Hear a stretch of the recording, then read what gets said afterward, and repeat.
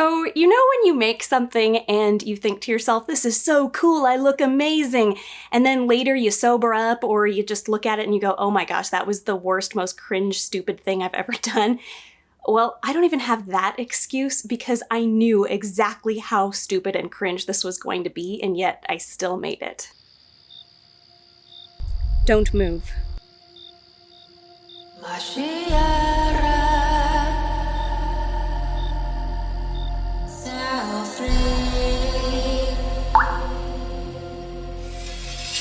Hey, this is the Sword and the Pen Reflections. It is my casual alternative to the formal channel, the Sword and the Pen, link up there.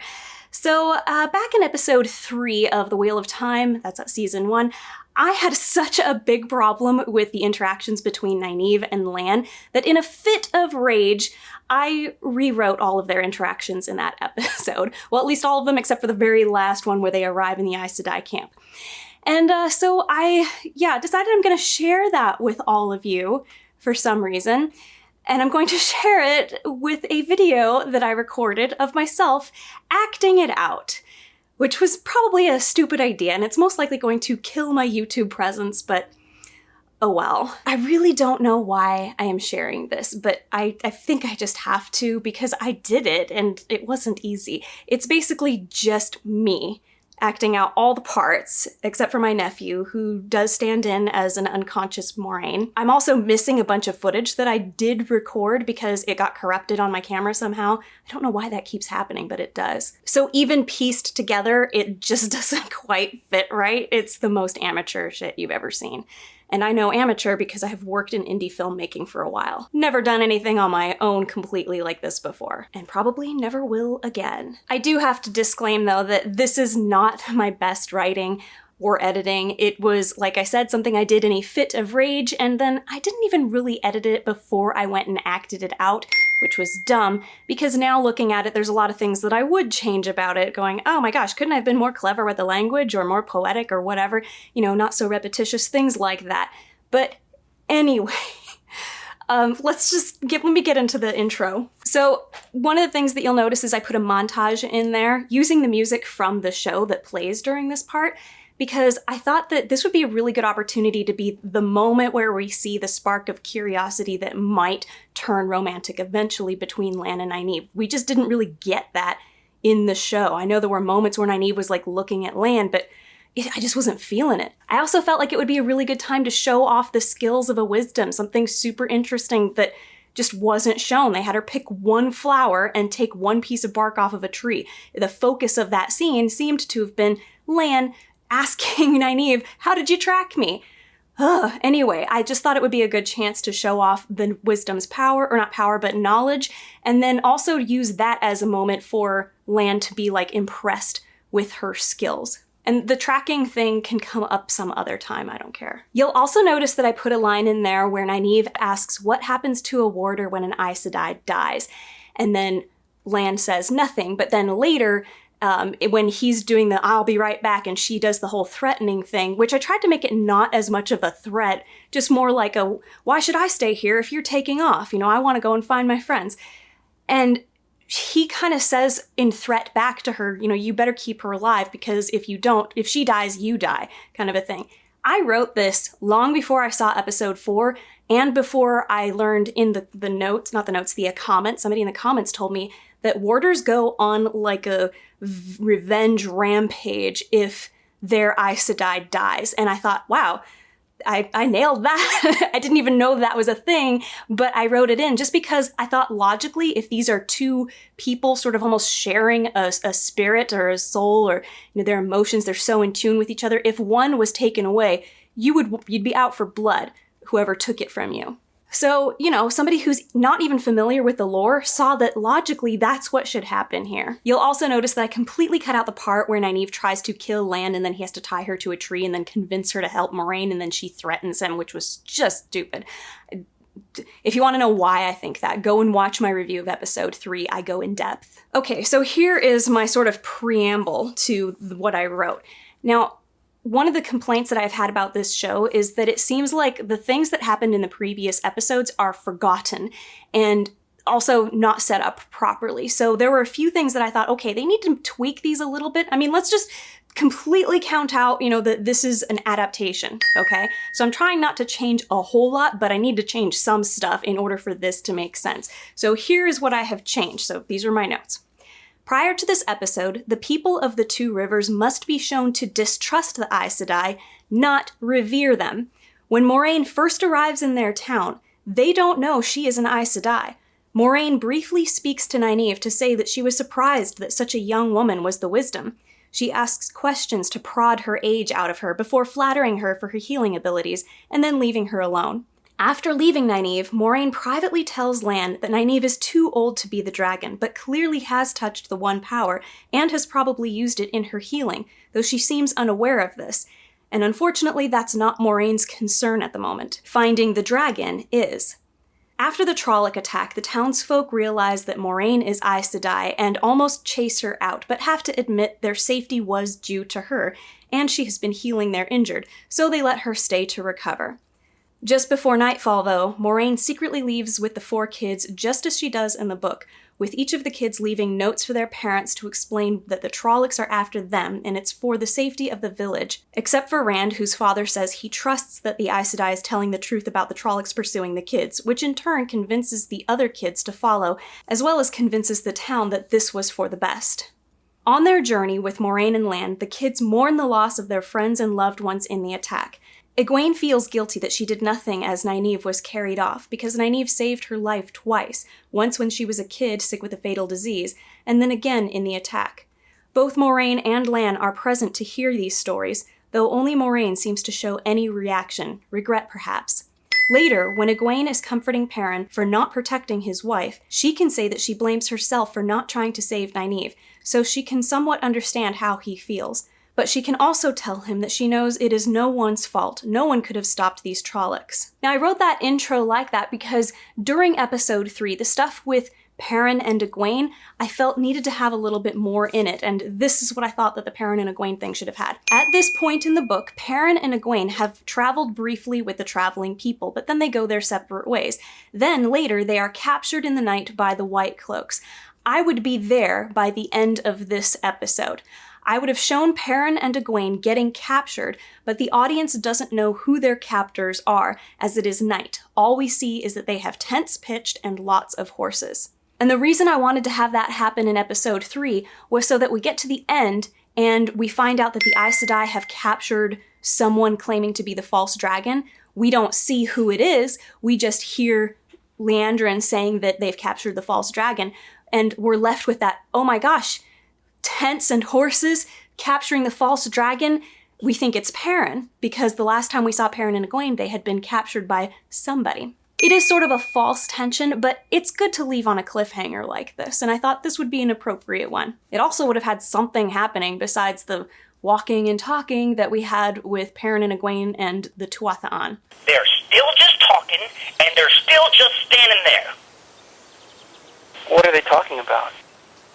In the following episode, we can have the reveal that it is not Perrin who has been captured by the Aes Sedai, and that can happen when Moiraine gets up and says, I want to see this false dragon. We can almost see the concern that maybe they've captured one of her kids, and they'll take her to him, and that's when we'll see, oh, it's not Perrin, it's this dude, Logain. And I know that that doesn't follow how it is in the book. I'm just trying to improve what was in the show.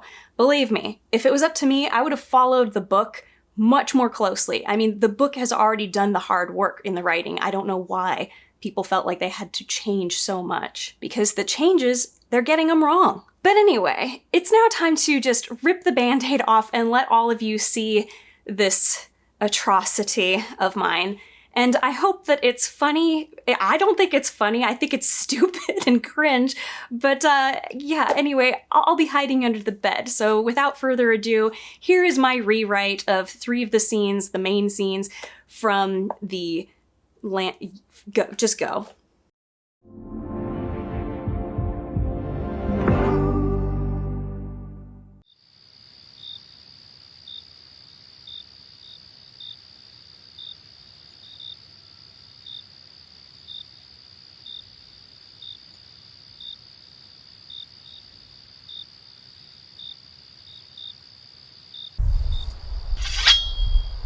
Don't move.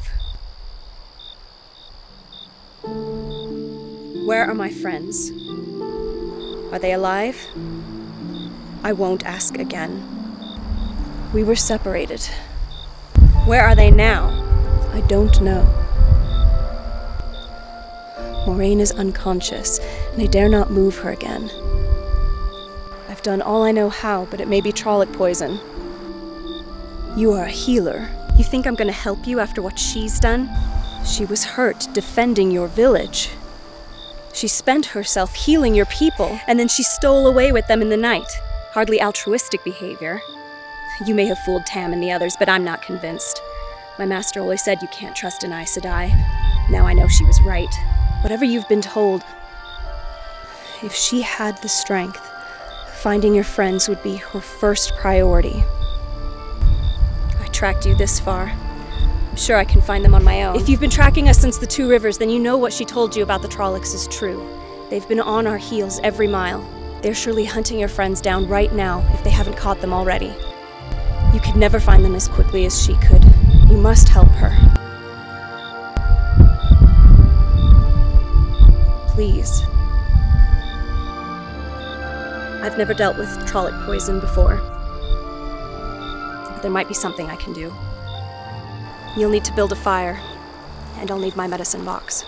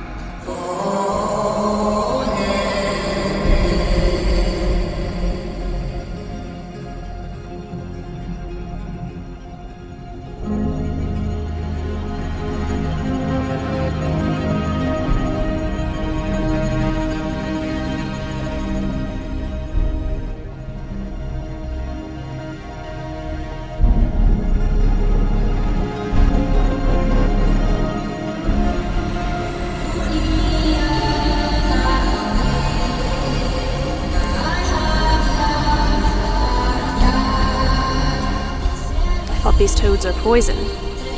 Only if you eat the whole toad. In small doses, it acts as a pain relief. In a poultice, it accelerates the healing and brings down a fever. It may make her a bit loopy or foggy-headed for a while.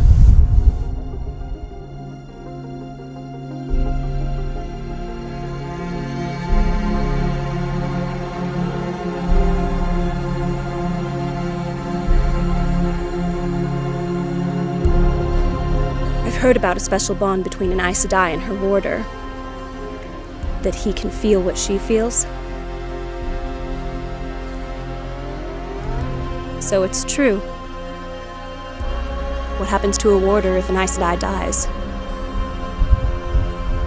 What more can be done for her? I'm already doing everything that can be done. We'll keep extracting pus as needed. And this tea should be ready in a little more than an hour. It might give her some strength, but poisons often require very specific antidotes. I don't know anything about Trolloc poison, so there's only so much I can do. I'll be back shortly. Where are you going? If you're leaving, why the hell should I stay here? Keep her alive. If she dies, so do you. Yeah!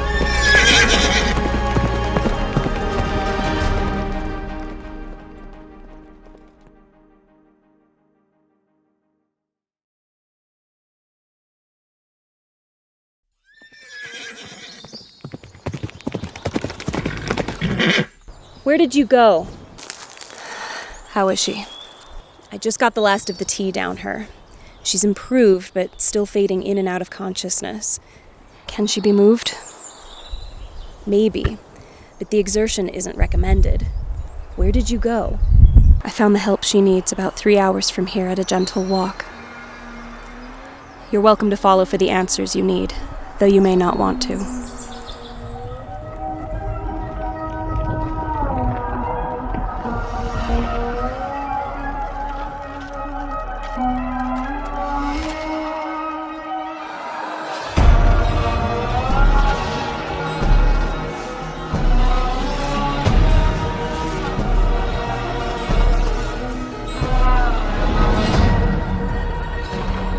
Please consider liking, subscribing, and commenting, even if it's just with an emoji.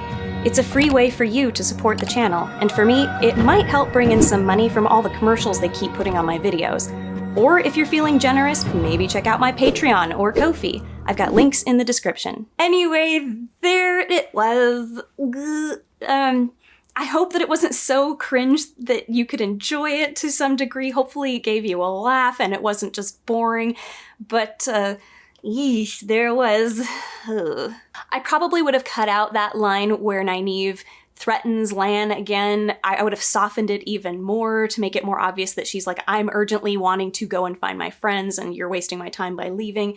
But then again, I really wanted to have Lan say that line because it just felt right. Felt like he should be threatening somebody who's threatening the life of his Aes Sedai. And I didn't know at the time, but it really works as a foreshadowing of what is to come in episode 4. And yeah, so like I said, looking back on it, there's a lot about it that I would change. And I feel free, though, to trash it all you want in the comments. I expect it and deserve it. In the next episode, so that would have been episode 4, I would have had Lan and Nynaeve at some point when they're alone together, like having a quiet moment. I would have had Lan quietly thank Nynaeve for keeping Moiraine alive, and then he can also assure her that Moiraine is being healed, and as soon as she can leave camp without suspicion, her first priority will be to seek out the kids, but they need to avoid bringing suspicion upon themselves for now.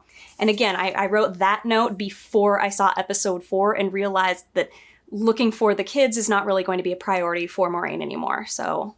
But anyway, because I used music from the show, I cannot make any money off of this video, so I dedicate this to my fantastic patrons. All of you are amazing, and I promise I didn't mean this as an insult. I just hope you enjoyed it. But anyway, if this has not completely turned you off to my channel and you're not already a patron or whatever, maybe consider liking, subscribing, and hitting the bell for notifications. Otherwise, if you're feeling extremely generous, check out my Patreon or Ko-fi, and maybe join me in the Discord. We have a lot of fun in there. I'm a much more normal person there, I promise. Till next time, be good to yourself and try to forget this cringe fest.